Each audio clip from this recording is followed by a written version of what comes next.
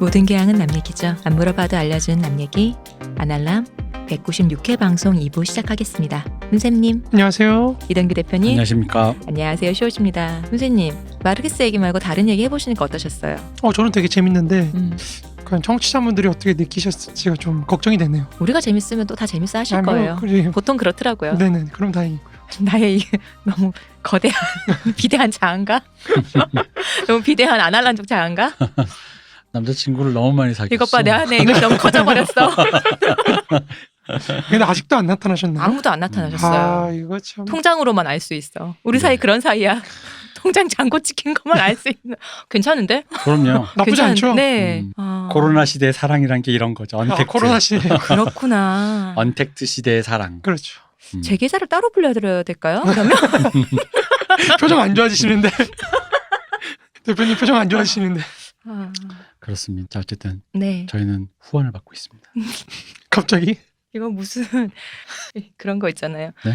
아프리카 아이들이 오늘도 그거 하는 거 같아요. 이 대표는 플라스틱을 주워 먹고 있습니다. 여러분의 일회용품 사용을 줄이신다면 이 대표의 플라스틱 섭취도 줄여들 것입니다. 뭐야? 플라스틱 먹는 미생물이 있다던데. 저희 벌레 취급하시는 거예요? 아직 분열을 못해서 너무하네 이 방송. 단세포로 돼서. 오늘도 이 대표는 줄임배를.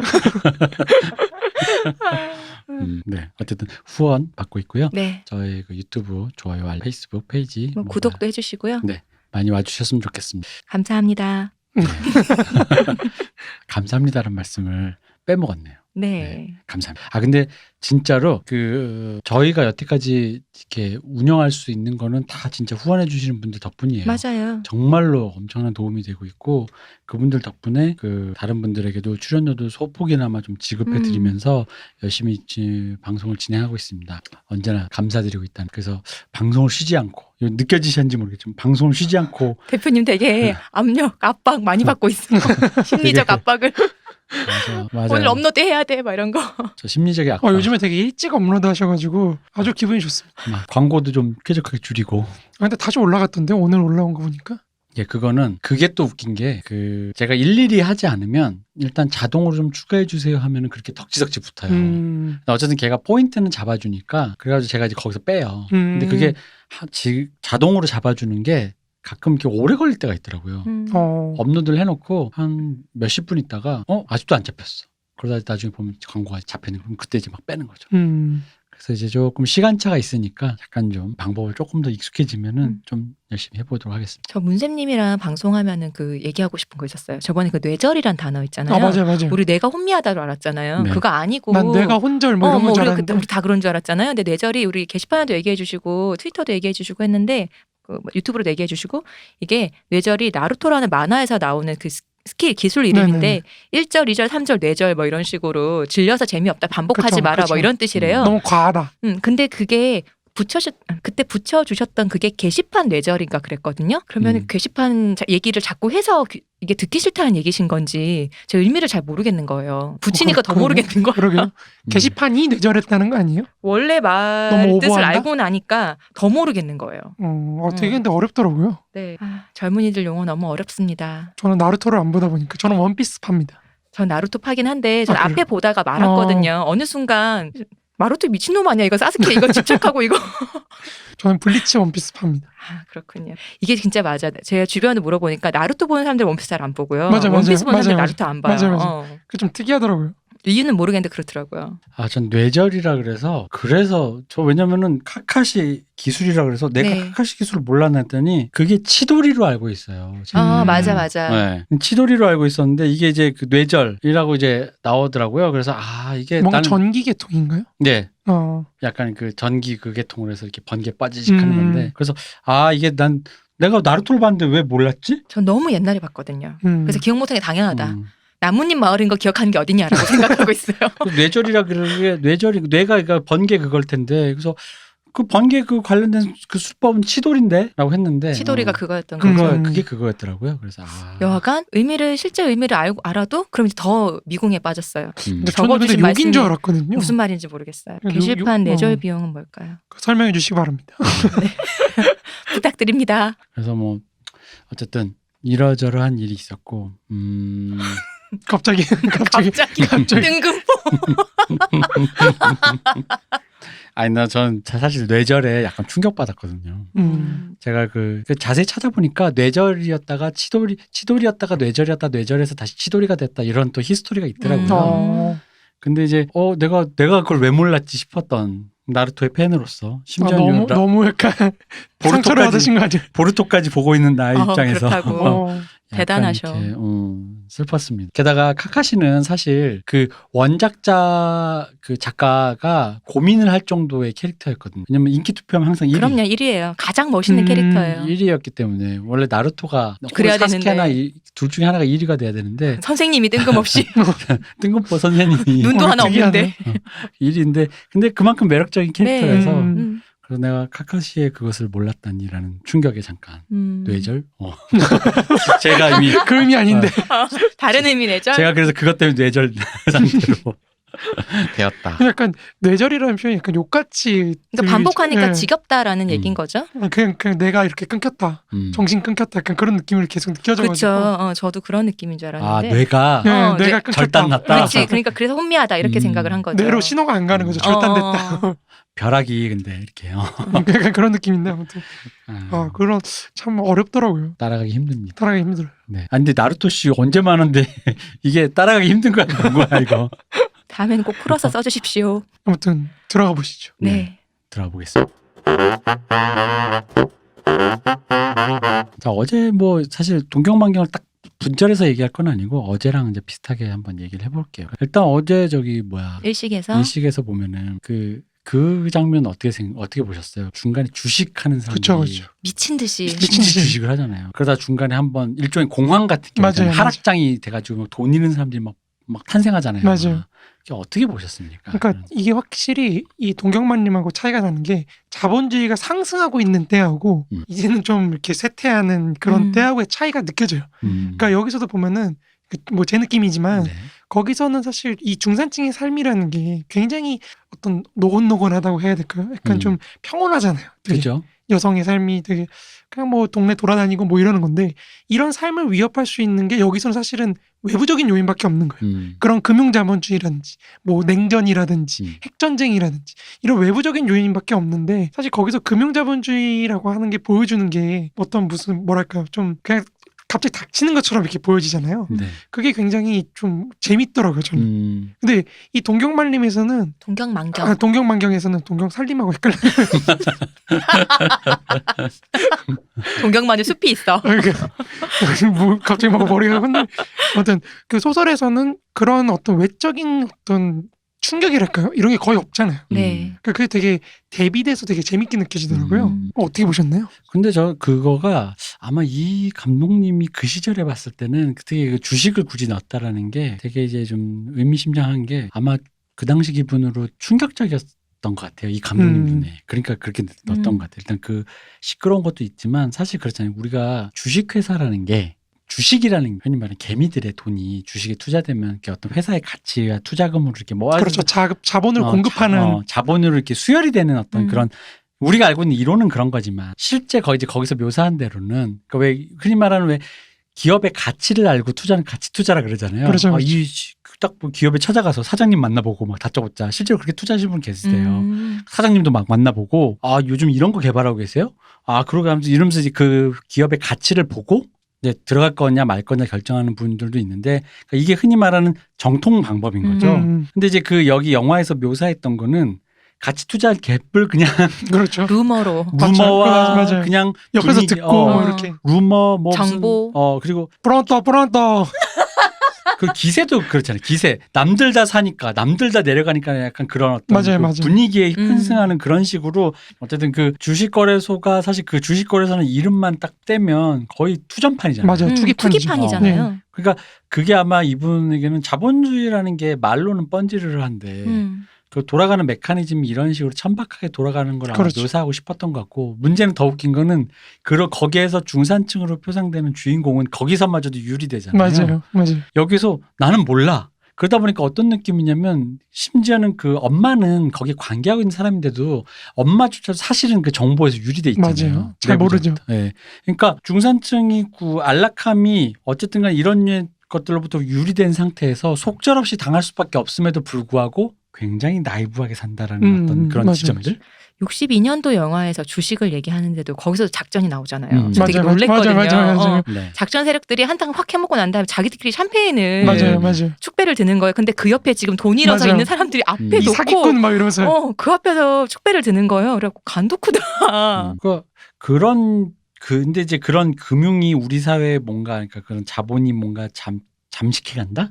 이런 위기감이라는 걸 많이 묘사했다면 동경만경 확실히 그런 외부 충격이라는 게 그러니까 흔히 말하는 뭐라고 해야 될까 실업 혹은 그러니까 왜 중간에 그 주인공 료스케가 육체 노동자면 사실은 왜 그런 거 있지 오늘 일이 내일 안 올지도 모르고 맞아요. 그럼 불안감 있잖아요. 불안정성. 네, 불안정성. 그 일이 불안정성 그런 부분에 대해서 묘사가 거의 없죠. 그리고 그 왜 친구가 요시노가 결혼한다고 관두잖아요. 네. 근데 그건 부분도 사실 보편적인 일본의 그 여성이 일본의 그 뭐랄까 화이트 칼라 여성이 결혼하면 일자리를 관두는 게 그 제가 실제적으로 그런지 모르겠으나 드라마나 소설에서 많이 묘사되는 모습이다 보니까 보편적이라고 보면 그럼에도 불구하고 사실은 그러면 어쨌든 간에 여성이 결혼함으로써 자기 커리어를 결단을 내고 외벌이로 돌아설 수 있는 거에서 오는 그런 어떤 경제적인 그런 안정성. 그러니까 요시노가 중간에 보면 그 요시노가 결혼한다고 회사를 관둘 때 거기에 대한 걱정에 대한 묘사가 없어요. 맞아요. 어떻게 뭐 이렇게 괜찮겠어라든가 우리 같으면 사실 뭐 낙태를 한다든지 뭐 이런 얘기들이 나왔을 텐데 아니면 뭐 결혼을 하더라도 좀 이렇게 어떻게 집안이 어떻게 할 거냐 뭐 이런 얘기를 많이 하는데 혹은 언제 복귀할 계획이 그렇죠. 있다 없다 뭐 이대로 나는 뭐 가정주부가 꿈이었다 뭐가 있다 이런 게 있는데 그게 아니라 너무 자연스러운 어떤 수준을 밟고 그러고 있다라는 거가 그러니까 그런 외부의 안정성을 전제를 하고 있다라는 거에서 뭐 어떻게 보면 자본주의가 고도화됐다라고도 볼 수도 있고 뭐 어떤 소설은 이제 그 연애 소설이라는 장르 안에서 그런 것까지 묘사를 하지 않음에도 불구하고 근데 사실 소설이 그 부두와 오다이바 그 화이트 컬러 그 오피스 단지와의 그 대비로 이미 그걸 묘사를 하고 있거든요. 그러니까요. 그러니까 되게 특이하다고 느낀 게 그런 거죠. 이 영화 일식에서는 적이 되게 뚜렷하거든요. 그러니까 사회주의라는 세력이 이미 존재하고 있으니까 뭐 아까도 말씀드린 작전이 들어갔다 그랬을 때 그 주인공 엄마가 이게 다 사회주의자들 때문이야. 뭐 이런 식으로 얘기를 하니까 적이라는 자기 분노를 터뜨릴 수 있는 적이라는 게 존재하는데 이 소설에서는 그런 적이 될 수 있는 대상이나 이런 게 모두 다 사라진 맞아요. 어떤 그런 세상처럼 보인다는 거죠. 처음에 요시노랑 대화를 할 때 우리 주인공 미호가 되게 높은 고층 빌딩에서 일하고 있잖아요. 반대편에 이제 그 부두를 보면서 뭐라도 단조롭다는 듯이 매일매일 보는 풍경이니까 그게 그렇죠. 동경망을 보고 있는 거잖아요. 바다를 보고 있는데 둘이 하는 대화에서 저기서 고질라라도 나오면 어떨까? 뭐 이런 대화를 한단 말이에요. 그러니까 그런 어떤 초현실적인 존재가 나와서 이 판을 뒤엎지 않는 이상 그런 자기를 위협할 게 없는 거죠. 그러면서 그런 대사를 해요. 만약에 정말로 나오면 우리가 뭐 이러고 있진 않겠지라는 뭐 이런 대사를 한단 말이에요. 맞아요. 그러니까 그런 정도가 아니면 뭐 이대로 화이트 칼라인 이 삶에서 그대로 흘러갈 것이다라는 거. 그러니까 삶이 되게 단조롭고 되게 어떤 정형화되었다고 해야 될까요?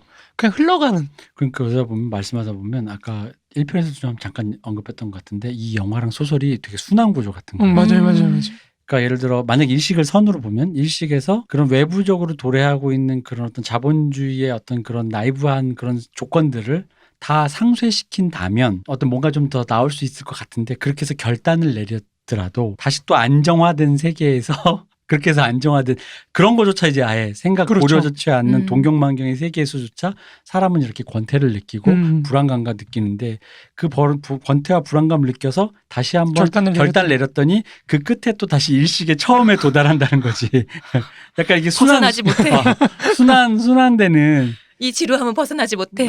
그러니까 그런 느낌이 좀 있는 거예요. 동경만경을 읽을 때 제일 그 웃겼던 게 그러니까 뭐랄까 육체성에 대해서 되게 절묘하게 설명을 해내잖아요. 그러니까 아까 끝날 때 이제 잠깐 언급했던 그 에로스. 네, 맞아요. 그러니까 에로스를 통해서 그 열정과 그것을 회복해내는데 거기서 왜 주인공이 이런 말 하잖아요. 몸만 있었으면 좋겠다. 맞아요. 근데 그 몸만 있었으면 좋겠다는 말 하니까 친구가 너무 너무하다 이렇게 그 남자를 너무 도구화 취급하는 거 아니냐. 그러니까 우리식으로 표현하면 너무 딜도 취급하는 거 아니냐. 인간 딜도냐. 인간 딜도냐.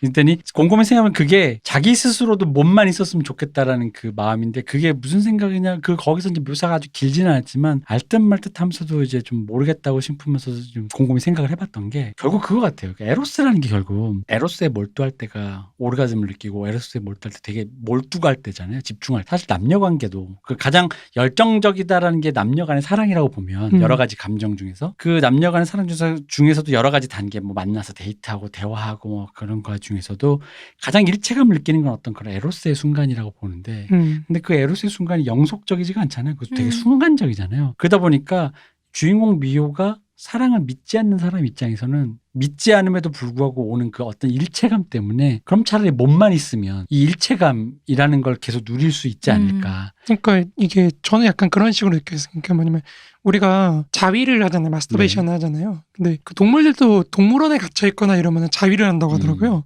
그러니까 억압돼 있는 공간 속에서 제한돼 있는 공간 속에서 자신의 욕구 불만이나 이런 거를 그런 식으로 해소를 한다고 하더라고요. 근데 이 자연 상태에서도 하는 걸로 알고 있는데요. 아 그래요? 근데 돌고래 같은 경우는 자연 상태에서보다는 그런 갇혀 있을 때 더 많이 한다 그러더라고요. 그러니까 인간도 뭐 저도 책에서 본 거라서 정확하지는 않을 수 있지만 이런 지금 되게 여기 공간이 좁잖아요. 네. 그러니까 이런데 오래 있으면은 이제 그런 식으로 한다고 하더라고요. 그러니까 오히려 되게 좀 넓은 집이나 이런 데 있을 때는 그렇게 많이 활동을 많이 할 때 바깥 활동이나 이런 거 할 때는 그렇게 안 하고 이 동물이 뭔가 억압된 공간에 있을 때 그런 갇혀 있다는 느낌이 들 때 그런 식으로 욕구를 해소한다고 하더라고요. 그러니까 약간 그런 느낌이 드는 거죠. 그런 말씀하신 인간 딜도. 그래서 우리 요스케의 방이 그렇게 좁았을까요?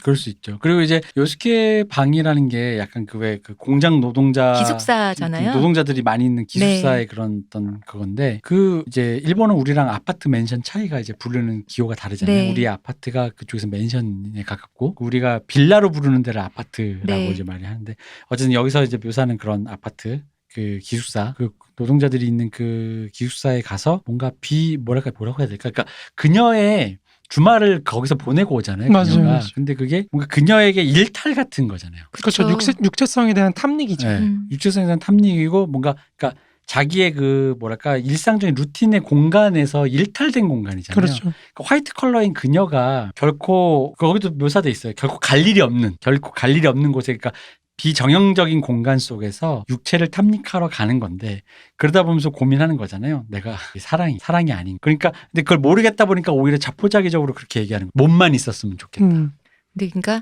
하지만 중요한 거는 그 사람보다 내가 몸만 있었으면 좋겠다라고 하는 게 저는 좀 더 포인트인 것 같아요. 그러니까 나중에 그 본인이 그렇게 얘기하죠. 그러니까 그 사람이 아니라 내가 그러니까 그 친구가 했던 너무 사람을 딜도 취급하는 거 아니야라는 그런 식의 말에 그런 의미가 아니라 나 스스로도 그냥 몸만 있어서 왜냐하면 자기 스스로가 그 에로스 외적인 것에 대해서 확신이 안 서니까. 맞아. 그러니까 그 친구의 말은 그 사람을 너무 주체가 아니라 객체로만 보고 있는 거 아니야라고 하지만 주인공 미호는 나도 객체이길 객체가 원하는 되고 거죠. 싶은 거죠. 그리고 자기가 스스로 여태까지 살아오면서 사랑을 부정했던 사람으로서 그녀가 이 에로스를 이전에도 굉장히 에로스를 막 즐기다가 그 남자를 만났어도 에로스를 느낀다가 아니잖아요. 그 남자가 섹스를 했을 때 그 관계가 굉장히 이전과 달랐다라는 것이고 그러다 보니까 자기 스스로도 뭔진 모르지만 빠져들고 탐닉하게 되는데 그렇죠. 어떤 일체감을 느끼는 건데 이게 사랑인지 아닌지 모르겠는데 그래서 이제 확신이 안 서니까 만약에 사랑이 아니라면 아니어도 좋으니 그러면 누구나 다 사랑이라는 걸 느끼고 싶으니까 그럼 몸만 남았으면 좋겠다라는 의미의 몸이라는 거죠. 그래서 그러면 어쨌든 일체감을 계속 느낄 테니까 이 남자랑. 소설 속에서 딱 그런 표현이 나오잖아요. 탐닉하다와 빠지다는 다른 의미다. 탐닉하다는 감각적인 문제지만 빠지다는 건 영혼의 문제다라고 하잖아요. 근데 그래서 그냥 탐닉하고만 싶은 거죠. 사실은 근데 빠지고 싶은 거였는데 근데 빠지질 못하는 거지. 그러니까 그래서 저는 이 사람이 부장인가? 네. 그 사람하고 바람을 피잖아요. 네. 한 번 자잖아요. 근데 그걸 갖고 뭐 그 사람은 아무 의미도 없는 거지만 자기는 되게 그거를 생각을 하잖아요. 그러니까 그 차이가 약간 거기서 나타나는 게 아닌가 그런 생각이 좀 들더라고요. 근데 이 관계에서 그 에로스가 되게 핵심적인 관계임에도 불구하고 에로스 하니까 생각난다. 이 드라마에서 네. 두 사람이 자고 나서 누워있는 장면이 있는데 동경만경 드라마요? 예. 거기서 되게 이걸 뭐라 표현할까 되게 없어 보이는 이불에 둘이 발 이렇게 나와 있고 이렇게 뭔가 햇볕이 비치고 있고 뭐 그런 거 아니에요? 뭔가 되게 그 장면이 참 별로였어요? 이걸 뭐라 표현해야 될까? 이렇게 없어 보인다라는 표현으로밖에 그렇다고 해서 그 남자의 가난을 묘사한다라기보단 그러니까 전체적으로 그림이 좀 이렇게 그림이 별로였다. 후지다? 그림이 좀 별로였어요. 그래가지고 그 그림이 자꾸 생각나서 읽을 때 다시 읽으면서도 이게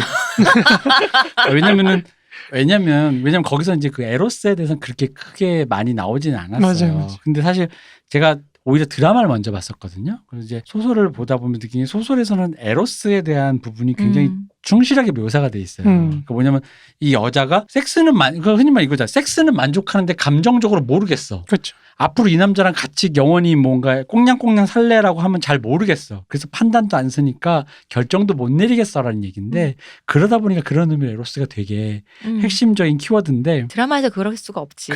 그래서 한국인 제일과 만나는 게라는 그런 걸 넣은 건가? 잠깐만. 네. 네. 왜요? 또 뭐 아니에요. 생각했구나. 아닙니다. 뭐가 그렇게 마음에 들었을까요? 잘 육체가? 맞았나 보죠, 뭐. 잘 맞으니까 그렇죠. 있어요. 음. 있어요. 홍합이라는 게 있대요. 아니, 뭐 있겠지만 그러니까 다른 데서 못하는데 왜 이 남자한테 그렇게 걸릴까요? 그러니까 잘 맞으니까. 잘 맞으니까. 그렇게 하는 거야? 나뭐 딴 얘기 하려고 잘 했는데 맞으니까. 그냥 그렇게 넘어가죠. 잘 맞으니까. 어. 어이쿠 깜짝이야. 그치, 얼굴 깜짝이야 이렇게 되는 거죠. 이러면서 기대도 안 했는데 이렇게 되는 거죠. 알겠습니다.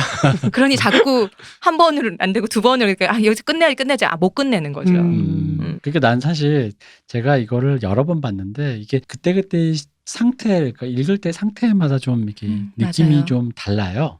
소설이 연애 소설이라는 게 좀 그렇긴 한데 제가 요즘은 아니고 예전에 읽었을 때는 사실 여자 주인공이 육체를 탐닉하다가 결국 이제 남자랑 같이 하겠다 이러잖아요. 그때는 그게 약간 그때 내가 삐뚤어져 있었는지 여자 주인공의 정신 승리가 되게 오지다고 느꼈거든요.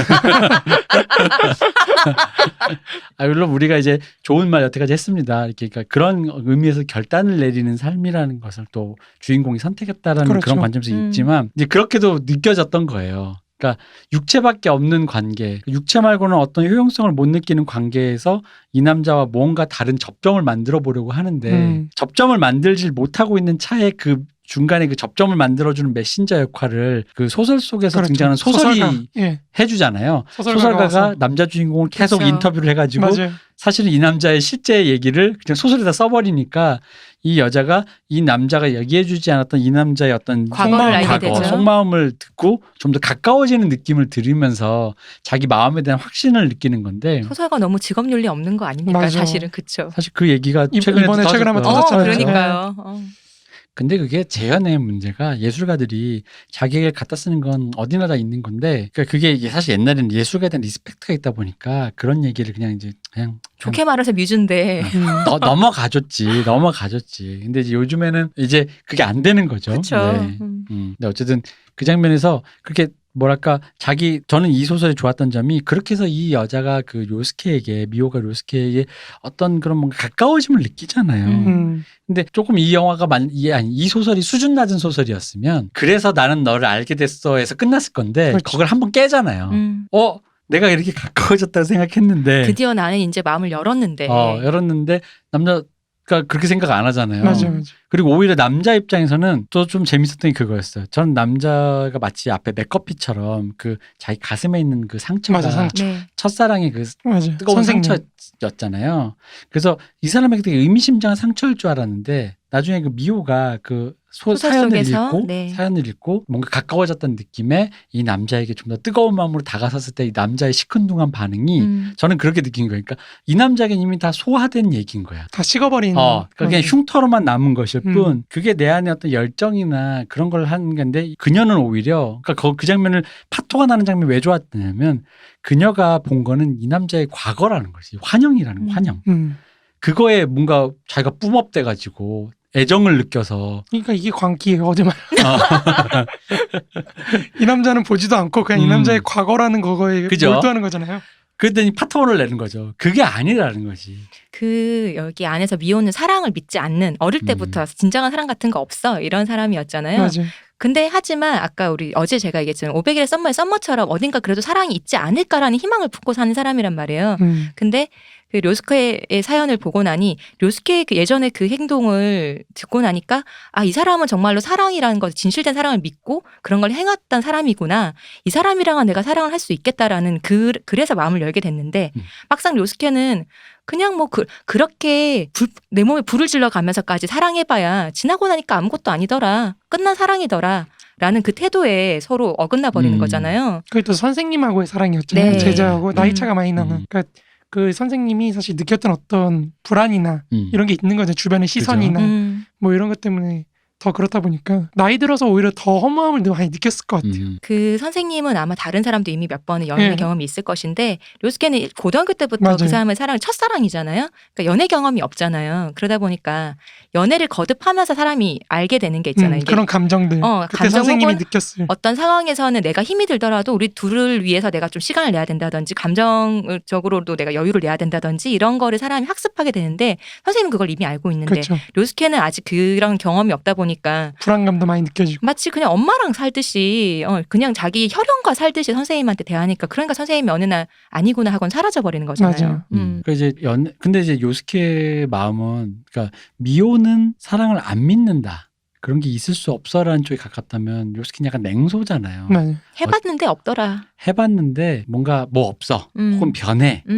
그렇게 뜨거웠던 내 몸에 불을 지지면서까지 했던 사랑조차도 피곤하고 힘드니 그런 조건 속에서 서로가 서로에게 그냥 뭔가 무관심해지고 근데 이제 그 방식이 또 재밌는 게 거기엔 약간 행간에 그것도 느꼈어요. 그녀가 떠났던 방식에 대한 또 불만이 있잖아요. 그렇죠, 그렇죠. 아무리 그랬다선 치더라도 어느 날 그렇게 무례하다. 사라져버릴 사라진다는 일이냐. 그렇게 사랑했던 사람이 이렇게 종적을 감추는 그렇죠. 거잖아요. 그러면 이제 헤어짐의 윤리 같은 거에서도 좀 이제 얘기를 한다는 거죠. 뭐냐면은 그렇게 사랑했는데 물론 나도 개새끼였다고 치셨더라도 이게 이제 그것들이 어떻게 이런 식으로 끝나냐는 거. 아무것도 아닌 거. 그냥 하룻밤 야반도주처럼 사라질 일인가. 그러다 보니까 자기 생각에 현타가 오는 거죠. 그렇게 뜨거웠던 사랑이 결국은 아무것도 아니니까. 그렇다면 나를 만났던 얘가 그 미호가 나에 대해 사랑을 느낄까 말까 하고 있는 것 자체가 료스케 입장에서는 그렇죠. 뻔히 보이는 거죠. 네, 그냥 뭐 왜 그래야 되지라는 거죠. 오히려 료스케는 좀 왜 여기서 건너갈게라고 생각하는 거 있잖아요. 물론 료스케도 중간에 갈팡질팡하지만 어떤 료스케도 미호와 같이 결단을 내리지만 그럼에도 불구하고 료스케한테는 좀 그런 생각은 있었을 것 같아요. 그러니까 미호만큼 없다고 믿다가 이걸 걸어볼까라고 하는 게 아니라 그냥 다시 한번 가보는 거예요. 다시 한번 그냥 이제 걸어보는 거. 아니 그게 어려운 일이라고. 약간 이런 느낌의 태도가 좀 있었어요. 보면서. 그게 그러니까 료스케는 그렇기가 이제 쉽지 않은 거죠. 왜냐면 자기가 자기를 보아할 때 나는 빠져버리면은 앞뒤 안 재고 그것만 보는 사람이라서 그래서 쉽게 누군가한테 빠질 수가 없는 거죠. 물론 여기서 또 그런 맹점이 있어요. 사랑이라는 게 내가 하고 싶다고 되는 게 아니고 안 하고 싶다고 그게 안 되는 것도 아니잖아요. 그렇죠. 그러니까 마리가 자기를 그렇게 좋아했는데도 그 여자는 안 빠지잖아. 근데 우연히 그냥 그렇게 앱으로 그냥 채팅 거기서 만나 이름도 가명인 사람을 우연히 잠깐 한 번 본 것만으로도 그 여자한테 너무 빠져버렸잖아요. 근데 더 빠지면 내가 어떻게 될까라는 거를 아니까 그래서 자꾸 사랑으로 우리 이제 감정으로 가는 것보다 둘 다 서로 다른 이유지만 감정으로 가는 것보다는 처음부터 료스케 자꾸 자자 그러잖아요. 자꾸 호텔 가자고. 그러니까 너는 뭐 나한테 그거밖에 없어라는 사람을 그렇게 생각하게 만들잖아요. 료스케의 그런 감정은 그것 때문이지 않을까도 싶어요. 그래서. 근데 그 부분이 좀 미묘하다고 보는 게 그러니까 료스케가 사랑을 아예 냉소를 품고 있으면서 그러면서도 처음에 이 여자를 사실 처음 묘사는 초반에 둘이 이렇게 첫눈에 반했잖아요. 그러니까 만날까 말까만 할 때는 되게 여자 막 메시지 막 확인하고 막 되게 안달복달하잖아요. 안달복달하면서도 되게 막 너무 좋아, 뭐 사랑해, 없으면 죽을 거야라는 느낌이 아니라 어느 순간 갑자기 되게 그냥 뭐랄까 그렇게 메시지를 확인하면서도 그리워하면서도 그와 동시에 확 몰입하지는 않는. 빠지면 내가 어떻게 될지 몰라서. 자꾸 브레이크를 거는 느낌이 들죠. 자기 자신한테. 자꾸 그 어떤 여기서 그리운데도 여기서 그만 그러면서 분신까지 하는 사람이니까. 그 그만이라는 바로 지점이 바로 그 에로스였던 거죠. 요스케한테 에로스는 그거였다는. 그러니까 미호에게 에로스라는 게 믿지 않는 사랑에서 유일하게 어떤 희미한 편리를 확인시켜주는 작업이었다면 요스케에게는 그 지점이 내가 멈출 수 있는 브레이크 걸 수 있는 그 한계.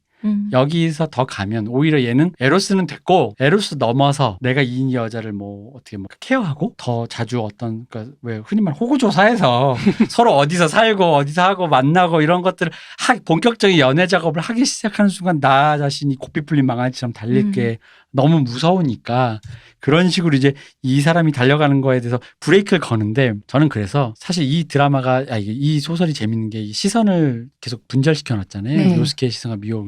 그래서 그런 거. 내 읽을 때 상황에 따라 조금 음, 몰입되는 느낌이 맞아요. 달라졌던 게 어쩔 때는 로스케에게 굉장히 맞아 이럴 때가 있고 어쩔 때는 미호에게 그럴 때가 있는 거예요. 그러니까 전 이번에는 보면서 좀 미호에게 좀 더 많은 몰입을 저도요. 했거든요. 아 이곳은 뭔가 고개가 끄덕끄덕끄덕 때리면서 맞아요. 근데 저는 결과적으로는 이 두 인물 다 요약을 하자면 그럼에도 불구하고라고 생각이 들더라고요. 그러니까 그럼에도 불구하고 내가 결단을 내리겠다 이렇게 하겠다고 음. 결단을 내린다 이거 자체가 그러니까 사랑이라는 게 그런 의미가 아닌가 저는 그런 생각을 많이 했어요. 사랑이라는 게 뭐 별게 아니고 뭐 어쩌고저쩌고 하지만 그럼에도 불구하고 항상 그 끝에 사람한테 나를 던지는 거. 그렇죠. 어. 끝에 그럼에도 불구하고 난 가보겠어 하는 거. 가보겠다. 그러니까 이게 좀 약간 오글거리지만 그렇죠. 좀 오글거리지만 동경만경이 그런 의미인 거잖아요. 우리 앞에 동경만의 그 바닷물이 흐르고 있는데 그래서 마지막에 헤엄쳐 온다는 게 그건 거고 상징적으로도 원래는 거기 직선으로 가는 전철이 생기잖아요. 네, 바다 속으로 가는. 네, 근데 이제 그거 생기기 전에는 이 헤엄쳐서 가면 바로 일직선인데도 불구하고 거기 가려면 한참을 긴 돌아서 간다 그러잖아요. 너와 나 사이에 그만큼의 그 물리적인 거리가 있음에도 불구하고 근데 그거를 마치 그 현대 뭐랄까 기술이 줄였듯이 마음도 그걸 줄인다라는 그런 설정으로 그래서 마지막에 헤엄쳐 온다는 게 오글거리지만 마치 보디가드의 마지막 장면에 런투유 노래를 부르는 것 그죠 같아요. 맞아요. 그러니까 그 느낌이다. 그런 거예요. 그러니까 그죠? 전형적인 연애 소설 구조고 그러니까 사실 요시다 슈이치가 이렇게 막 문체가 화려하거나 막 이렇게 막 그런 사람은 아니에요. 맞아. 미사여구를 막 하는 사람은 아니죠. 그리고 그 약간 되게 에피소드를 되게 드라마틱하게 쓰는 사람도 아니에요. 퍼레이드 정도나 조금 그럴까? 대부분이 글이 담담한데 읽다 보면 약간 그런 게 있어요. 요시다 슈이치 글이 뭐가 있냐면 읽다 보면 이게 담담하게 쓰다 보니까 약간 파괴적인 장면이 실제 다른 영화 뭐 예를 들어 무슨 부부의 세계 같은데 대놓으면 파괴적으로 보이지 않는 에피소드인데도 엄청 파괴적으로 보이는 거예요. 예를 들어 여기서는 자기 가슴에 불을 지졌던 선생님과 그 장면이 그거잖아요. 선생님과 함께 동거를 하는데 선생님의 그 장례식장에 같이 간 거. 그때 이제 선생님 집안의 장례식장에 간 거죠. 그래서 자기는 스스로 이제 선생님의 남자다라는 어떤 시그널을 받아들이고 나름 자랑스럽게 갔더니 집에서 반대하고 있었으니까. 맞아요. 주변 사람들이 옆에서 보면서 들으면 들으라지라는 식으로 혀를 끌끌 차면서 어린애라 뭐 하는 짓이냐 그러니까 너무 열받아서 나의 사랑이 부정당한 거에 화가 나고 선생님이 너무 안 돼서 내가 사랑을 증명하게 자기 몸에 불을 지른 거잖아요. 내가 내 몸만 보고 선생님 나랑 만나는 거 아니에요. 이런 의미로 불을 질러 버리잖아요. 근데 그 장면이 워낙 담담하게 나가다 보니까 되게 훅 오는 거예요. 그게 캐러멜 팝콘인가 다른 소설에도 비슷한 장면이 있어요. 뭐냐면 주인공이 어린 시절을 회상하는 아주 희미한 기억을 기억하는데 어떤 느낌이냐면 엄마가 차 안에서 어떤 남자랑 앉아있는데 울고 있는 거예요. 근데 그게 나중에 생각난 거야. 근데 그 나중에 생각난 걸 생각해보니 엄마는 그때 어떤 남자랑 아마 로맨스를 하고 있었던 것 같아. 근데 아마 헤어졌던 내가 지금까지 엄마가 우리 아버지랑 같이 사는 거 보면 그 남자랑 안 간 거겠지. 근데 그 남자랑 뭔가 헤어지는 장면이겠거니 하면서 이해하는 그 장면인데 그게 그 가족을 다루는 건데 되게 가족의 일상을 다루다 그 장면이 갑툭 튀어나오는데 되게 뭔가 묵직해요. 근데 이 소설을 항상 그런 식으로 써. 그래서 문체의 그 섬세함 때문에 그런 게 막 욱신거린다고 할까? 그래가지고 이번에도 보다가 오히려 그 불 지르는 장면에서 이게 이렇게까지 힘이 있는 장면이었나? 그래서 저는 좀 좋아하는 편이었는데 의외로 이게 이분을 좋아하시는 분이 제 주변에 많이 없더라고요. 아, 그래요? 저는 좋아하는. 이 약간 또 이게 좀 그런 것도 있어요. 냉정과 열정 사이류의 그 약간 그런 일본 소설 있잖아요. 그거의 일환으로 소개가 많이 돼가지고 에쿠니 카오리 냉정과 열정 사이. 근데 여기서 약간 느끼는 게 약간 그런 거죠. 그러니까 소설 자체가 그리고 있는 어떤 적대 세계랄까요? 그런 거에 비해서 이 마지막 결단을 내리는 게 너무 이렇게 좀 쉽다? 불안해 보이는 거죠. 아, 불안해 보인다? 네. 그러니까 이 결단이 언제까지 갈까? 저는 혹은 말로는 그렇게 하지만 실제 행할까 싶기도 하잖아요. 그렇죠. 그러니까 안 만나러 갈 수도 있는 거잖아요. 그러니까요. 그러니까 당연히 도쿄만에 헤엄쳐 오진 않을 거예요. 그런데 우연히 둘이 다시 뭐 메일을 하든지 아니면 전화를 하든지 아니면 어디 지나치다가도 이 둘이 만나게 되면은 그럼 다시 이어질 수도 있겠구나 약간 이런 좀 긍정적인 사인을 보내면서 소설이 끝나는 건데 근데 어떤 의미에서는 또 둘이 서로 만나기로 했고 안 만났잖아요. 그래서 둘이 서로 연락을 안 했잖아요. 그러면은 뭔가 좋지 못한 감정으로 남아있던 게 그 전화로 함으로써 그러면은 우리의 마지막을 그렇게 나쁘게 끝내지 않고 좋은 감정으로 끝내라는 느낌으로도 느껴지는 거죠. 그러니까 이게 영혼의 회귀라니까. 그래서 일식이고 다시 일식의 끝이 동경만경이고 동경만경이 일식인데 근데 이렇게 생각해 보면 우리가 연애를 한 두세 번 해본 경험이 있으면 대부분 그런 루틴이잖아요. 맞아요. 연애 딱 만약 끝나면 이제 갑자기 냉소적이 되고 연애 그런 거 필요 없어. 이제 의미 없어. 나는 끝나도 늘 필요했다 생각되는데. 다 필요 없어라고 하다가 걔가 아닌 거지. 다시 또 그 마음이 또 회복이 되고 막.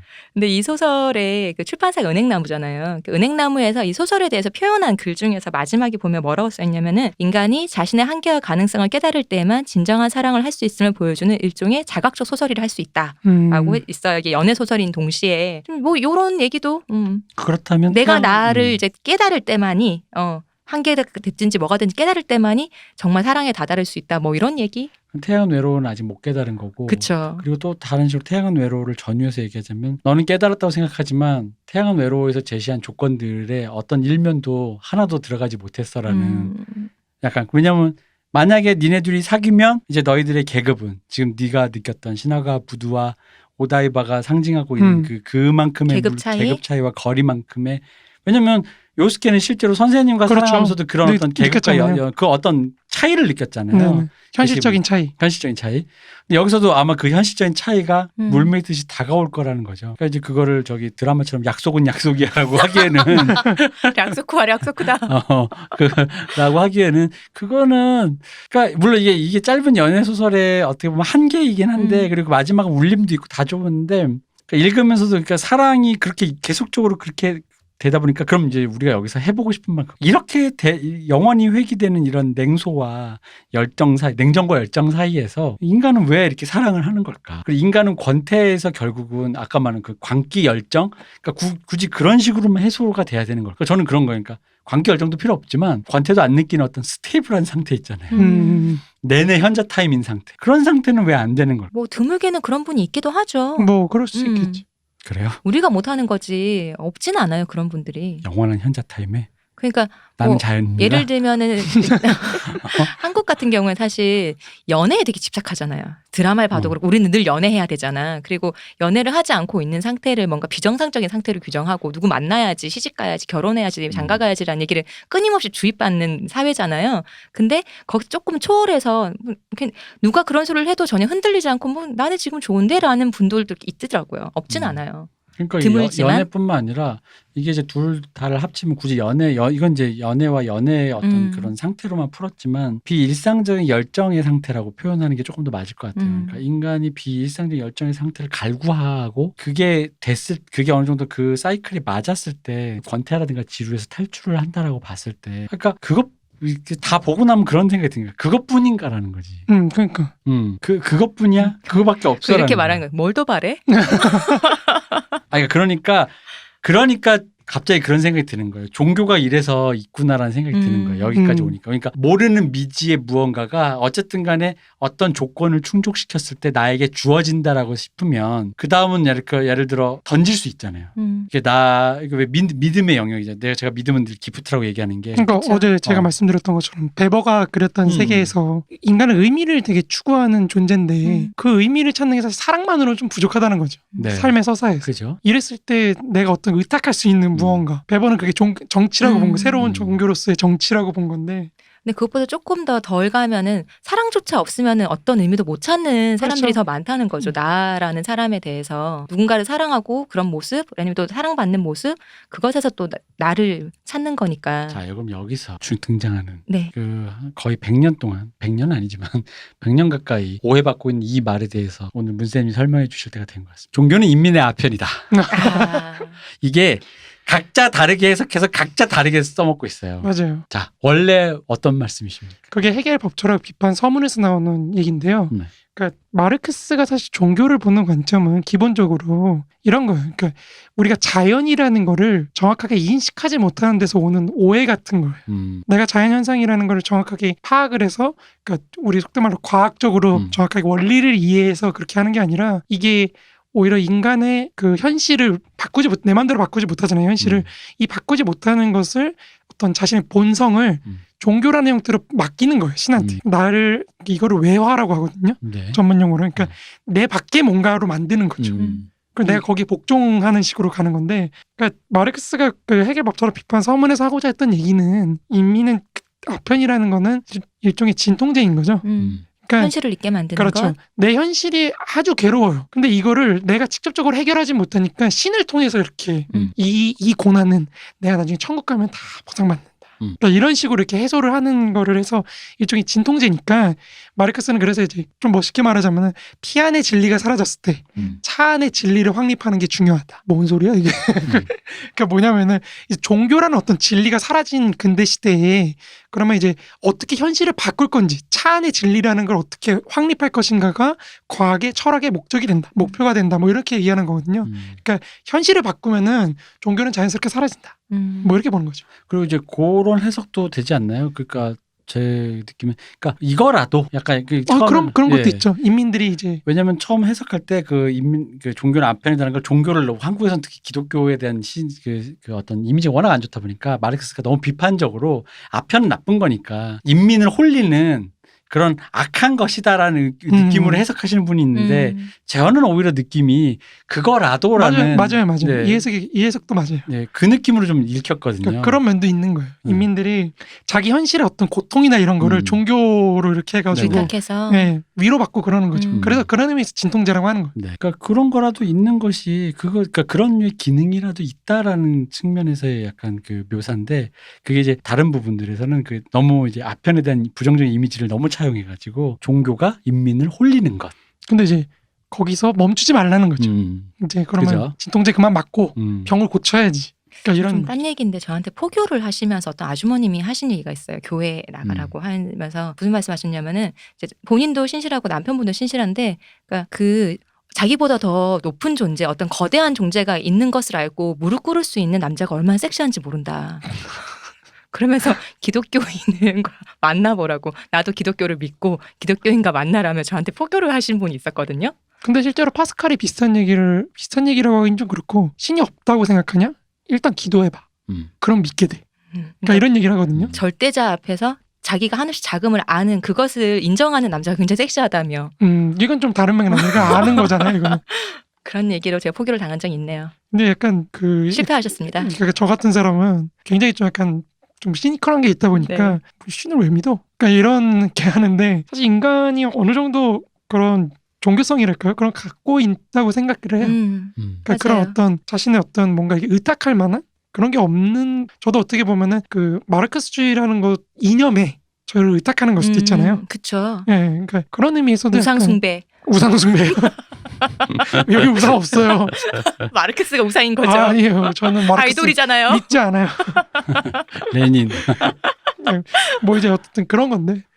근데 그런 게 이제 현대에 와서는 사랑이라든지 이런 것도, 그러니까 제가 옛날에 제 친구가 문화연구하던 친구였는데 그 20대들의 사랑 이런 거 연구했거든요. 그때 뭐 논문 같이 보고 그랬는데, 보면은 요즘에는 사랑이 약간 스펙이 돼가지고 연애도 약간 스펙. 그러니까 말씀하셨던 것처럼 연애를 할 수 있는 애는 괜찮은 애인 거예요. 그러니까 그런 이미지들.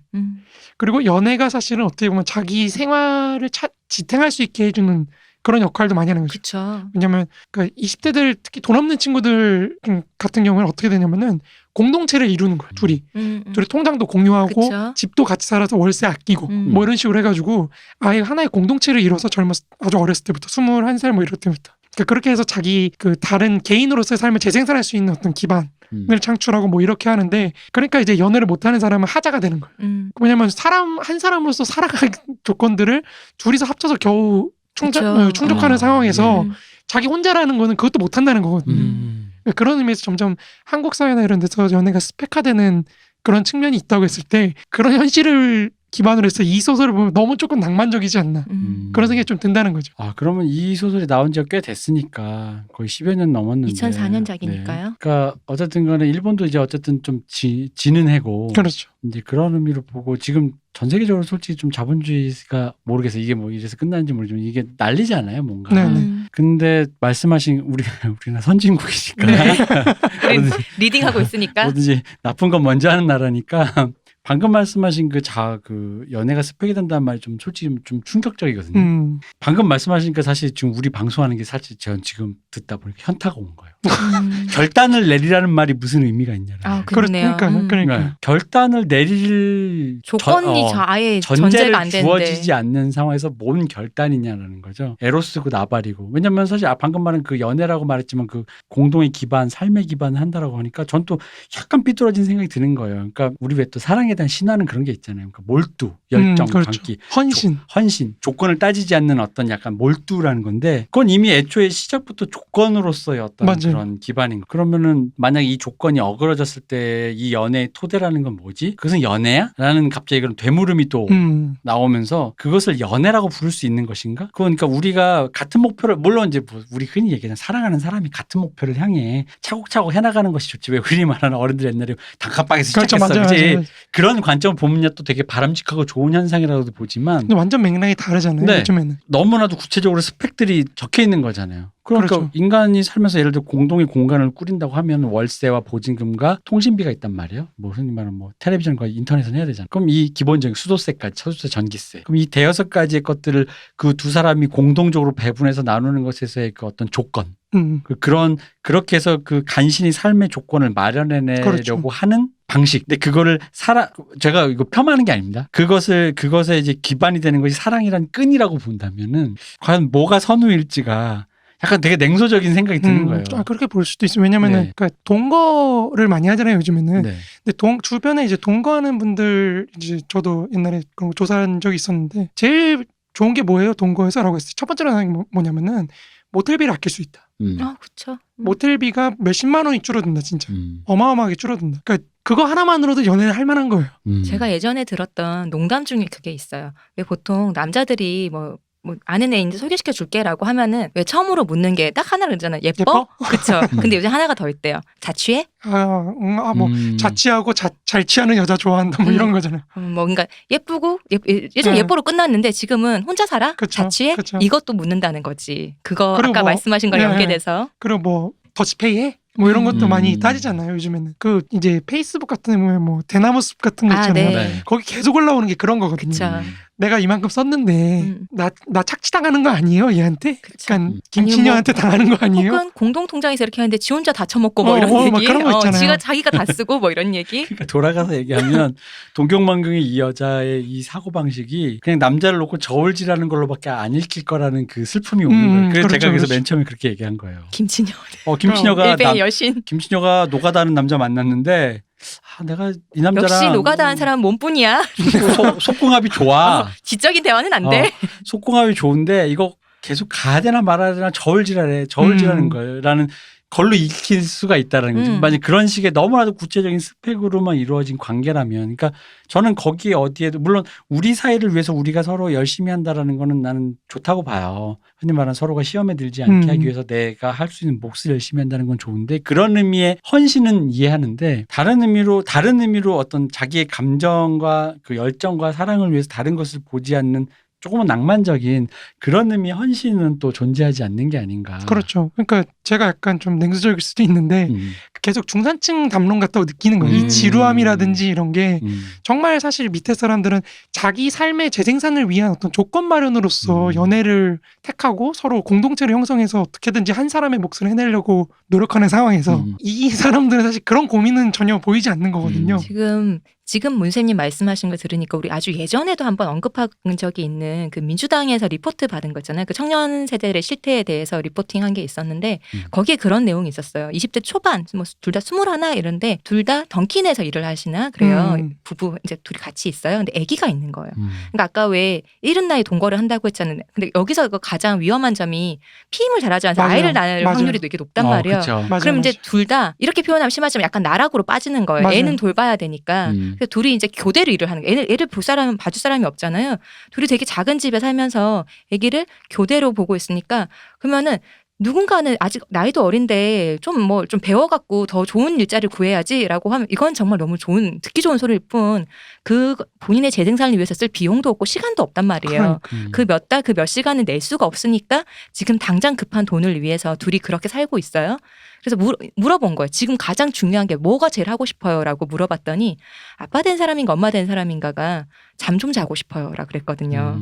그런 상황에서 무슨 권태가 오겠어요. 그러니까요. 그러니까 권태라는 것 자체가 제가 어제도 말씀드렸지만 그 세 가지 형식이라 그랬을 때 이거 사실 굉장히 중산층적인 맞아요. 거라는 거죠. 왜냐면 외적인 게 충족이 돼야지 그렇죠. 오는 거니까요. 이미 프롤레타리아트나 아니면 부르주아 같은 사람들은 일하기 바쁘거나 뭐 당장 어떻게 애를 할 건 이런 몰두할 게 있는데 이 사람들은 사실 그런 건 어느 정도 충족이 그쵸. 됐고 뭐 이러니까 사실 지루함을 느끼는 거거든요.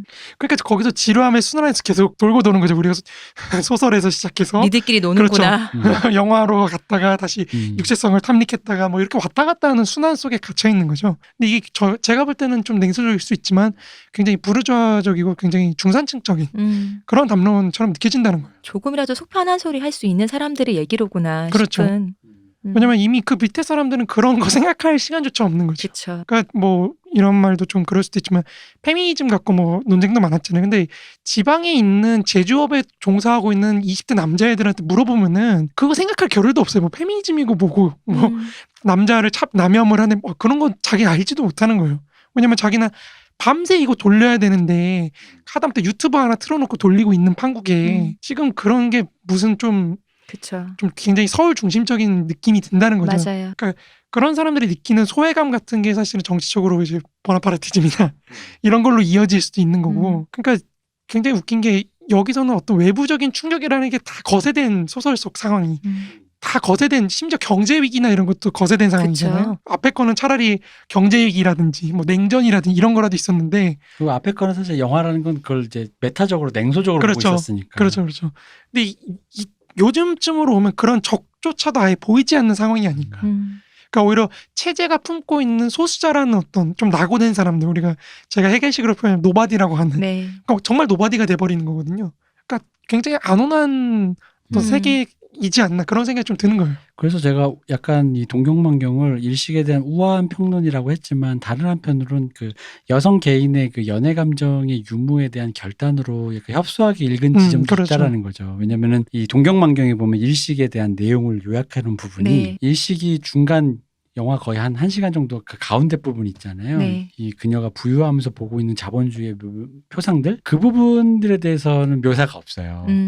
그녀가 리카르도의 집을 나와서? 뛰쳐나왔다. 그리고 알랭드롱을 만났다. 그러나 결단이 안 선다라는 그 그녀의 감정 위주로 묘사돼 있거든요. 그렇죠. 그러니까 미호가 보고 있는 것도 그녀의 감정에 이입을 하는 거고. 그래서 아마 약간 이제 뭐 영화는 이제 그런 걸 메타적으로 보니까 거기에 대한 비판이라고 보면 이 드라마는 이제 거기서 이제 그거 안에서 그거 감정만 똑대가지고 중산층의 어떤 사랑에 대한 부분인데 또 다른 데는 또 이런 생각 들어요. 또 하나의 다른 의미의 냉소적인 마음으로는 이런 생각이 이게 사랑 얘기인데 그러니까 야 이게 이런 것도 허락이 안 되냐? 그렇죠. 맞아요. 라는 그렇게 마음이 드는 거예요. 아니 내가 무슨 페라리를 달라는 것도 아니고 사람 하나 좋다 싫다 좀 하고 싶은데 다 큰 어른이 이게 무슨 결단이고 뭐고를 해야 되는 것도 있는데 그걸 또 뛰어넘어서 문세님이 말씀하신 것처럼 삶의 조건 때문에 그걸 쳐다도 못 본다라면 그러니까 이게 그럴 정도의 일이냐라는 거지.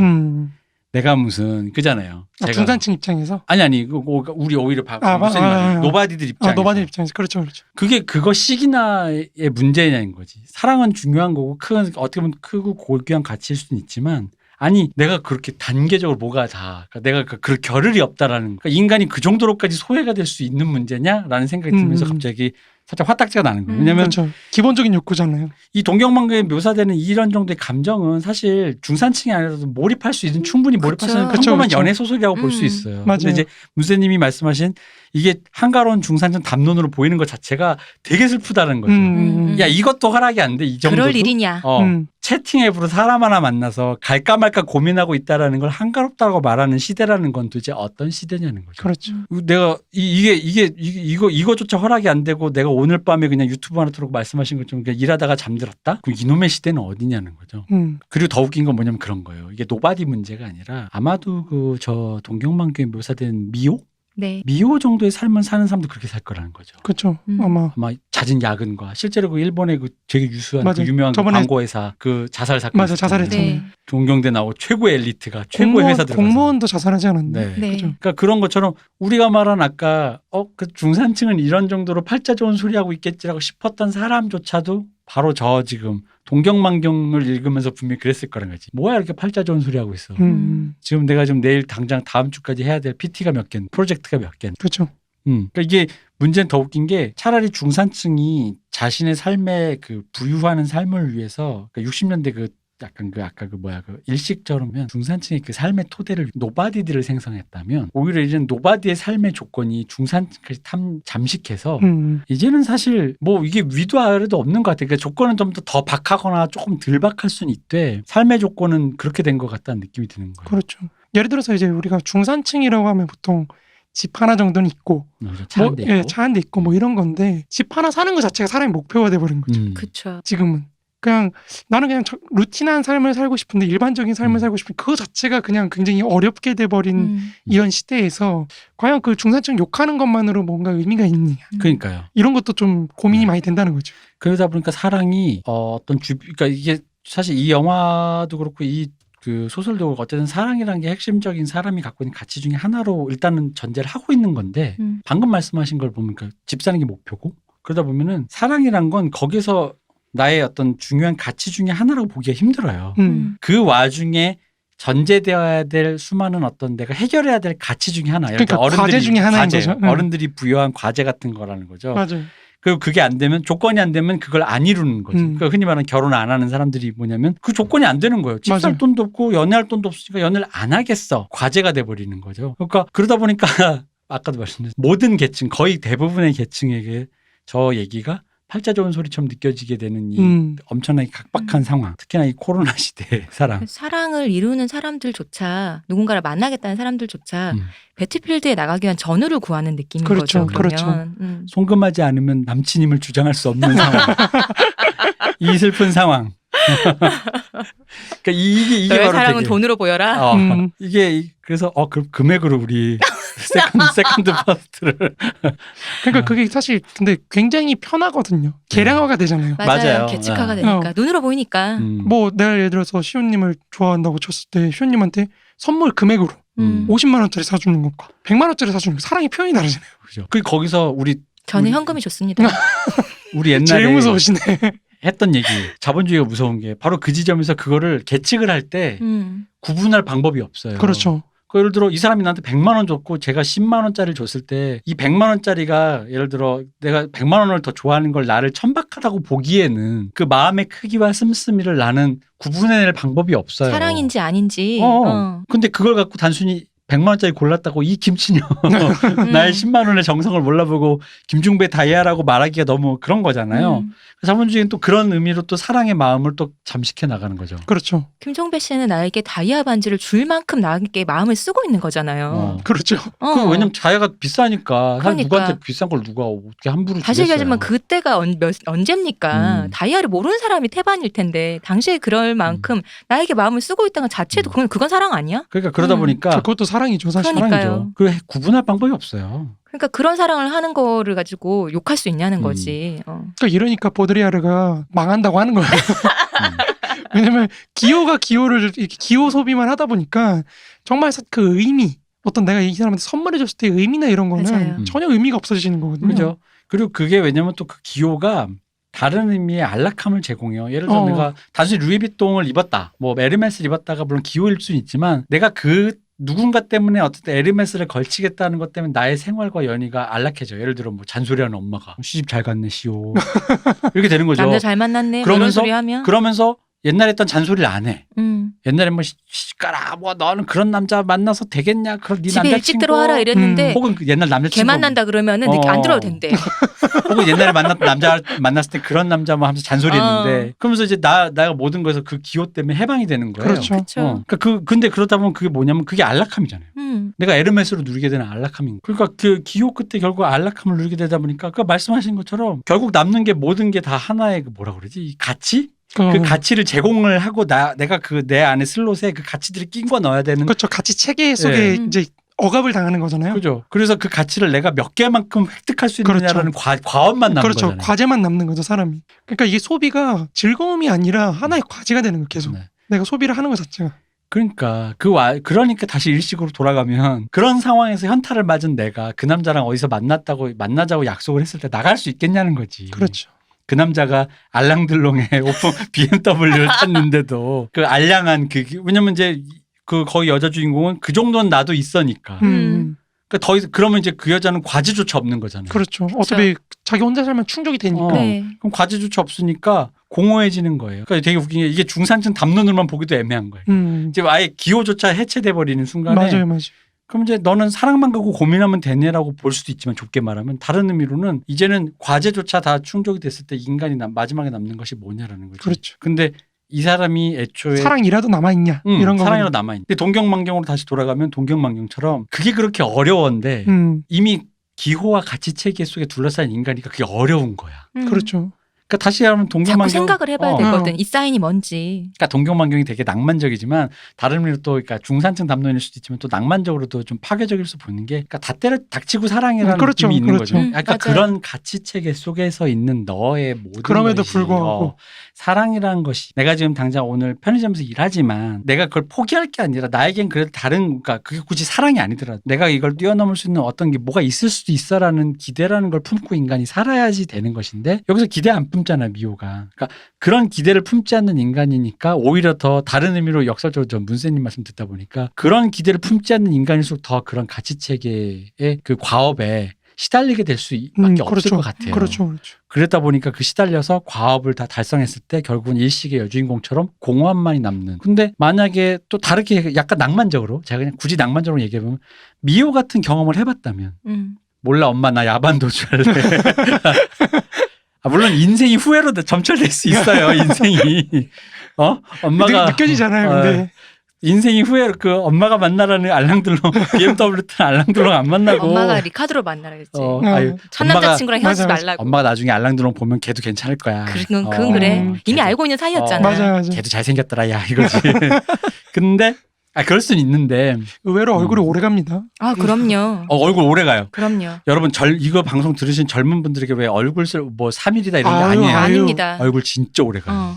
마지막에 남는 건 전 얼굴이라고 생각해요. 맞아요. 어쨌든 얘기가 뺑뺑 돌면서도 재밌었던 게 그러니까 이게 중산층 담론이면서도 그거조차 허락되지 않나라는 식으로 또 볼 수도 있으면서 그렇죠. 네.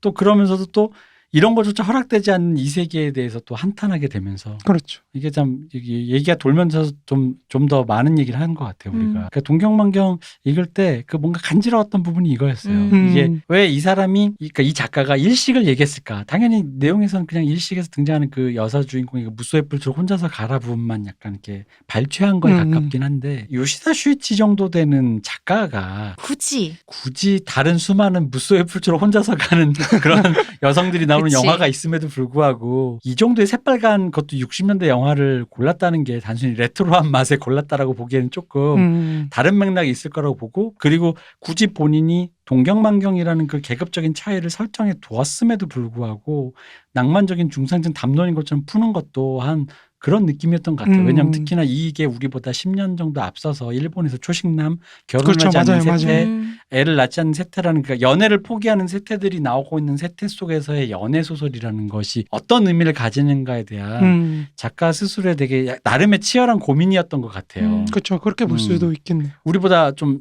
제가 사실 저 소설을 접봤던 2000대 초반이 일본이 그 얘기가 막 나올 때였거든요. 초식남, 뭐 건어물 나는 결혼하지 않는 포타로의 불 그런 네. 드라마 있잖아요. 포타로의 뭐지? 불꽃인가? 빛인가? 빛 아니에요? 빛인 것 같아요. 네. 그런 것들. 연애 포기하고 나 혼자 잘 살래. 건어물녀라고 네, 했죠. 맞아요.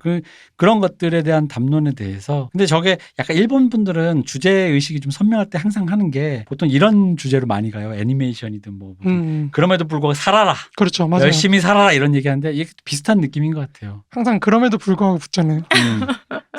살아내야 돼라는 거. 근데 이게 뭐 저는 약간 일종의 그 전후 세대 담론 같거든요. 전후 세대 예술가들이 그런 담론을 많이 했단 말이에요. 우리가 원폭을 맞고 이런 절망적인 상황에서 모든 것이 다 끝난 상황에서 그리고 우리가 믿었던 가치 체계조차 대동아 공영권이라는 어떤 그런 거 있잖아요. 그런 게 전범이라든가 제국주의가 잘못되었다라는 너희들은 잘못되었어라고 들었을 때 그러니까 믿고 있었던 의탁했던 게 다 무너졌을 때 그 무주공산 사상적으로도 의지할 데가 없고 모든 것이 의탁할 데가 없는 곳에서 우리가 그럼에도 불구하고 살아내라는 메시지를 이제 일본 전후 예술가들이 했다면 지금은 이제 그 정도로 피폐화된 그러니까 폐허는 아닌데 그렇죠. 정신적으로는 폐허인 거잖아요. 그러니까 영락했다고 해야 될까요? 네. 약간 그런 느낌이죠. 그러니까 동경이 옛날만큼 그러니까 옛날에 그 원폭을 떨어졌던 히로시마나 나가사키만큼의 폐허는 아닌데 동경은 저 동경만경에서 묘사하는 것처럼 번성한 세계적 규모의 메트로폴리탄 시티인데 거기에 살고 있는 젊은이들의 정신세계라는 것은 그때와 비슷하게 의탁할 곳이 없이 방황을 한다라는 냉소적인 세계, 종교라든가 사랑이란 걸 믿지 않는 세계 속에서 방황하는 것. 그때 작가가 줄 수 있는 메시지라는 게 결국은 그러니까 되게 소박한 것 같아요. 맞아요. 힘내 이 자식들아. 그치 그거야 힘내 이 자식들. 힘내자. 그래도 남는 건 연애다. 그래. 맞아요. 해볼 건 이거밖에 없다. 그래. 사랑은 맞아요. 해야지. 또 약간 어른들 말로 하면 이런 거예요. 여기 에로스 얘기하니까 제가 그냥 이런 건데 야 가진 게 몸뚱아리밖에 없으면 몸뚱아리라도 어떻게 좀 뭘 해봐 라는 그런 느낌 있잖아요. 놀리지 말고 그쵸. 젊을 때 약간 그런 느낌이 또 있는 거예요. 숨에 썩어질 몸. 이게 참 어려운 것 같아요. 그러니까 제가 어제도 말씀드렸지만 현대 정치 철학에서 베버가 그래서 중요한 게 네. 지금 딱 베버가 그린 세상처럼 되는 거거든요. 그러니까 인간이 의미를 찾지 못하고 네. 굉장히 경제적인 합리성이나 관료제나 어떤 국가의 포섭이 돼가지고 그냥 계속 굴러가는 루틴하게 이런다고 했을 때 현대 정치 철학에서는 이제 슈미트나 칼 슈미트나 이런 사람들 중시하는 게 관리받는 인간과 정치를 하는 인간으로 나눠서 보는 거거든요. 근데 이 정치를 하는 인간이 소멸당하고 있다. 이게 정치라는 인간이란 게 약간 결단을, 주도적으로 그렇죠. 약간 그런 결단을 인간, 내려서 주체성이 내가, 있는 인간. 결단을 해서 뭐 굉장히 쉽게 얘기하자면 그런 건데 그래서 이제 푸코나 이런 사람들이 각광을 받는 게 관리받는 인간. 이걸 이제 벌거벗은 인간 뭐 그래가지고 이제 생명 정치라든지 뭐 이런 얘기가 그래서 나오는 거거든요. 그래서 우리 한수성님이 별로 안 좋아하시는 프로이트 이런 게 중요해지는 게 그래서 그렇거든요. 그러니까 이 정치를 하는 인간은 사실 적이 있는 인간인데 네. 관리받는 인간은 적이 없어진 세계거든요. 그러니까 이 딱 소설과 지금 영화의 대비예요. 네. 적이 밖에 있는 영화적 상황과 적조차 아주 그냥 평온한 관리받는 세상. 딱 이건데 이 중간에 이제 그러면 적이라는 게 어떻게 해서 사라지는가를 프로이트가 보여주는 거거든요. 프로이트는 이제 아버지를 죽여서 아버지라는 오디푸스 그렇죠. 컴플렉스로. 아버지라는 적을 죽이고 대신에 그 아들들이 이제 그 컴플렉스를 벗어나서. 근친상간하지 말자. 이제 그걸로 하는 거냐. 어머니를 차지하기 위해서 아버지를 죽였는데 이제 우리 아무도 어머니 차지하지 마. 그러니까 여기서부터 문명이 시작된다고 하는 그 프로이트적 관념이 이제 매개고리가 되는 거죠. 이쪽으로 넘어가는. 어쨌든 그런 건데 지금 이 두 세상을 되게 잘 보여주고 있다고 저는 약간 생각이 들어요. 그러니까 냉전이라는 게 어떻게 보면 굉장히 인간한테 활력을 주는 체제였을 수도 있다. 그쵸. 네. 그게 약간 전시가 아닌 총력전 같은 느낌이 있었어요. 그러니까. 네. 되게 긴장이 있고 뭐 이러니까 그 영화에서는 되게 부정적으로 봤지만 그런 거를 언제든지 이런 게 붕괴될 수 있어라고 했지만 동시에 그 불안감이 인간한테 어떤 삶의 활력이나 이런 걸 주는 걸 수도 있는데 그쵸. 그런 게 없어진 소설 속 세계에서는 정말 텐션이 없으니까. 그렇죠. 정말 이렇게 영락해 간다 그래 조용히 무너진다고 해야 되나? 맞아요. 그런 녹슨다. 느낌, 녹슨다. 러스트한다. 이렇게. 그런 느낌이 드는 약간 그런 게 있다는 거죠. 그러니까 참 이게 사랑 하나만 놓고도 결국 사랑이라는 게 결국 마음속 코어에 있는 어떻게 보면 사람을 들었다 놨다 하는. 그러니까 사랑이 재밌는 게 아무리 장사미사 모아놔도 그러니까 사람이 갑자기 비이성적이 되는 순간이 여러 가지 꼭지가 돌아가는 순간 많지만 그렇죠. 사랑에 대해서 그렇게 묘사할 때 동의하지 않는 사람은 잘 없거든요. 그러니까 그런 비이성적인 뭔가 화마에 휩싸인 것 같은 나를 몰두하게 되는 그런 건데 그것을 할 수 있는 조건이 있고 없고 그리고 어떤 것이 어떤 것이 있어야만이 그런 조건을 획득할 수 있느냐라는 거를 우리가 생각해 보면 우리 사회가 좀 더 안 좋아진 게 아닌가. 그렇죠. 오히려 안 좋아진 맞아요. 걸 수도 있다는 거죠. 네, 안 좋아진. 힘들어졌다는 거지. 그 62년 그때보다 네. 오히려 더 안 좋아진 걸 수도 있다는 거죠. 이런 느낌이 들어요. 62년에서 이 2004년에 글로 보면 적기 없어지고 안온한 것 같지만 그러니까 어느 정도 만약에 이게 더 웃겨요. 그러니까 아까 말씀드린 노바디가 아니라 그 노바디에서 과업을 다 수행해서 과제를 다 달성해서 어떤 사람의 단계로 올라섰는데 우린 지금 단계 올라서기만 바라고 있잖아요. 맞아요. 좋은 데 나와서 어쨌든 어디 대기업 취직하고 여기서 보여주는 건 그렇게 거기에 올라갔던 사람이 마주하게 된 어떤 허망함 있죠. 살풍경 같은 그렇죠. 거죠. 공허함. 네, 그 살풍 거기 끝에 결국 애들한테 가르쳐야 되는 거, 사람한테 가르쳐야 되는 건 뭐냐라는 거에 대해서 이제 어떤 단계에서 나를 던질 수 있는 어떤 용기 같은 게 좀 필요한데 뭐 진짜 말해놓고 보니까 진짜 안 좋아졌네요. 힘냅시다. 진짜 안 좋아졌네. 힘내 이 자식들아. 나한테 동경만경을 헤엄쳐 가겠다라고 과감하게 말할 수 있는 패기라는 게 언제 있어? 너를 향해 가고 있어. 그러니까 그게 굉장히 개인화된다는 거죠. 그런 어떤 비용이나 이런 게 점점 개인화되는 어떤 시대가 아닌가. 그러니까 그거를 개인화를 하는 걸 못 견디니까 사실 공동체를 만들어서 어쨌든 연애라는 스펙을 획득을 해서 이렇게 좀 나아가려고 하는 그러니까 그런 시대라는 느낌이 드니까 되게 약간 좀 제가 좀 시니컬해서 그런지 모르겠으나 아니요. 그러니까 약간 좀 그런 느낌이 든다는 근데 거죠. 지금 갑자기 생각을 해보니까 이 소설의 상황을 복귀해 보면 이럴 것 같아요. 이 소설이 맨 처음에 채팅 앱으로 만났다가 네. 남자 주인공이 다짜고짜 여자 주인공이 이렇게 모노레일 한번 타보고 네, 싶어 한 번도 맞아요, 안 타봤다고. 그래서 하네다공항에서 만나는 거잖아요. 근데 모노레일 타다가 남자 주인공이 기가 막혀서 아니 이것만 타고 갈 거예요? 그쵸. 그거 섹스 뭐 이러다가 당신도 그거 하고 싶어서 나온 거잖아요. 뭐 맞아요, 이렇게. 맞아요. 맞고 맞는 거잖아요. 음. 나중에 근데 여자가 얘기했던 호구조사에 여자가 얘기했던 스펙이 다 거짓말이었잖아요. 나 사실은 어디 지하철 이름도 일하는 곳도 지하철 매점에서 일하는 어떤 애야 료꼬야. 근데 사실은 료꼬도 아니고 그 매점에서 일한 적이 없고 이제 그런 거라는 거죠. 근데 이 상황을 만약에 실제 세계로 한국에서 바로 일단 판에 올라오는 거죠. 그렇죠. 네이트판에 채팅에 일단 여자가 먼저 올려. 채팅 앱으로 오늘 한남 만났다. 만나자마자 다짜고짜 자자고 한다. 그 생각밖에 없더라 머릿속에. 한남 새끼들은 역시 이게 안 머릿속이 된다. 정액으로 가득 찼더라. 머릿속 정액. 근데 이 남자는 또 나중에 그 여자를 못 잊어 찾아갔더니 다 사기였다. 이 여자 이런 식으로 만나서 뭐뭐 했다. 그때 내가 모노레일표 내가 사줬는데 김치녀 이거 완전 저 이거 그건가요? 뭐 이런 거지. 그렇죠. 설계당한 건가요? 이미 그러면서 이제 우리 그때 예전 방송에서 얘기했지만 그래서 남들이 다 책으로 연애했던 애들이 밑에 댓글 달아주잖아요. 맞네, 눈탱이 맞았네, 맞네, 그렇죠, 한남충이네 이러면서 이제 헤어져 이러면서 서로 이제 딱 되면 이 사람들은 그러니까 자기의 결단할 그 기회조차 박탈당한다는 거죠. 본인이 내려야 될 결단을 남들에게 일임하고 있잖아요. 그 위탁하는 네. 거잖아요. 그러니까 일단 결단을 하고 책임을 져야 되는데 그러니까 베버가 말하는 것도 결국엔 결단을 해서 경험해봐라. 그러면 네가 뭐 알게 된다 이런 근데 건데 결단을 나 혼자 내린 게 아니라 남들에게 말해서 그렇죠. 남들이 내려준 결단을 내가 맞아요, 내리잖아요. 맞아요. 그러면은 그로 인해서 빚어진 어떤 결과들 아니면 뭐 죄책감 이런 걸 분산시킬 수 있는 거잖아요. 나 혼자 오롯이 감당하지 않아도 되는 거거든. 맞아요. 그리고 그것도 있지만 그 개인이 갖고 있는 어떤 그 세세한 결들 있잖아요. 네. 그런 게 사라지고 굉장히 아까 말했던 과제 같은 일반화된 그 답변들 모듈만 맞아요. 그 제시가 되니까 A와 B, C 조건을 충족했더니 김치녀가 나오고 뭐 그렇죠, C와 그렇죠, D가 그렇죠. 나왔더니 한남충이 나왔다라는 그런 식의 되게 건조한 인간관계만이 남는 거죠. 근데 그러니까 남자 여자가 비언어적인 소통 속에서 남자가 헛발질해서 아니 나는 그러니까 남자도 그런 거야. 비언어적인 거 이런 앱을 써서 굳이 만나러 그러니까 뭐 그 남자의 오해라고 치더라도 그러면 어쨌든 섹스를 전제로 한 게 아니라는 의미에서 헛발질로 그거라고 얘기한 건데 뭔 소리야 이 자식이라고 여자가 얘기한 거란 말이죠. 그럼 거기 사실은 다짜고짜 너 한남충 혹은 너 김치녀라고 할 게 아니라 맞춰갈 여지가 있는 거잖아요. 이 소설처럼 아니 뭐 그런가? 약간 이럴 수 있는 건데 그게 아니라 거기서 이제 일단 끝. 더 이상 관계가 진전될 수 있는 어떤 계기랄까 이런 게 점점 외주화된다고 해야 될까요? 그런 경험들. 진전함으로 해서 또 생기는 어떤 리스크 아니면 기회비용 뭐 이런 거를 할 필요가 없는 거지 이 사람이랑은. 그렇죠.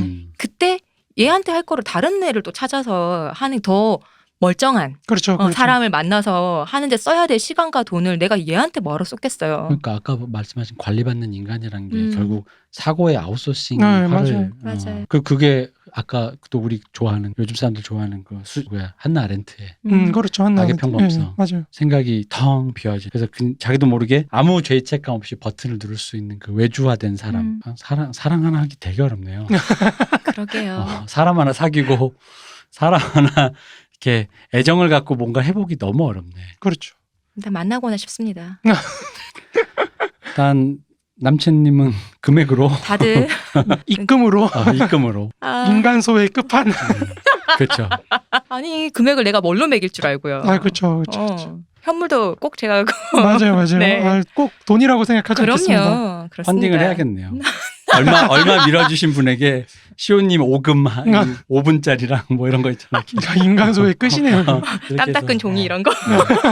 땀 닦은 종이. 너무 끔찍한 세상이에요. 그렇게라도 안날람이 운영될 수 있다면 못 살겠네. 그거라도 내다 팔아야지 뭐 어떡하겠어. 그러니까 이제 그런 어떤 시대적인 변화랄까요? 이런 걸 좀 많이 느껴요, 저는. 이 둘을 보면서 영화와 소설을 읽으면서 많이 변했구나. 그리고 어떻게 보면은 그 시절이 냉전 시절이 훨씬 더 사회 어떤 역동성이나 이런 차원에서 좋을 수도 있었던 낭만적일 수 있었겠구나. 낭만적일 수도 있었구나. 약간 그런 생각도 드는 거죠. 이것도 잘못하면 우익 서사가 되거든요.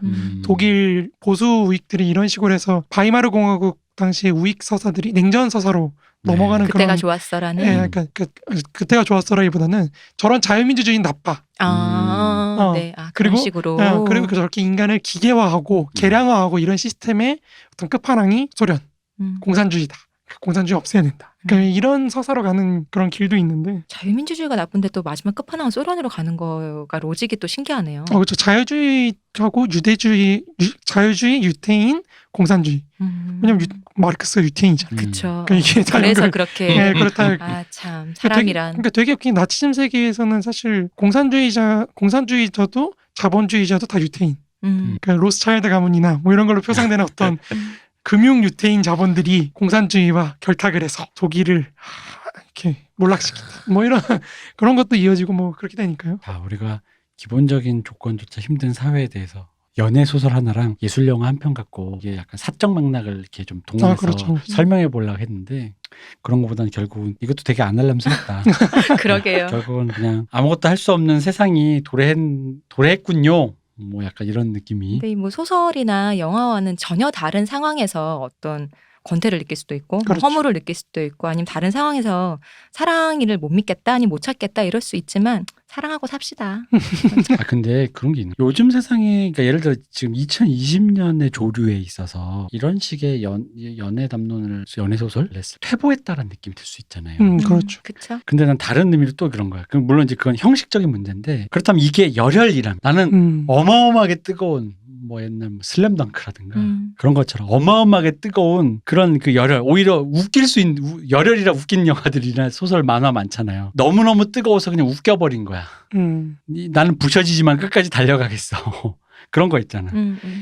사실 차라리 오히려 정말 필요한 게 그런 게 아닌가라는 생각까지 드는 거. 그러니까 아까 종견 인민의 아편이다처럼 예술가의 본분 중에 그런 의미에 이런 거라도 대리만족이라도 이런 거라도 던져줄 수 있는 거는 없을까? 그런 것조차 없는 거예요.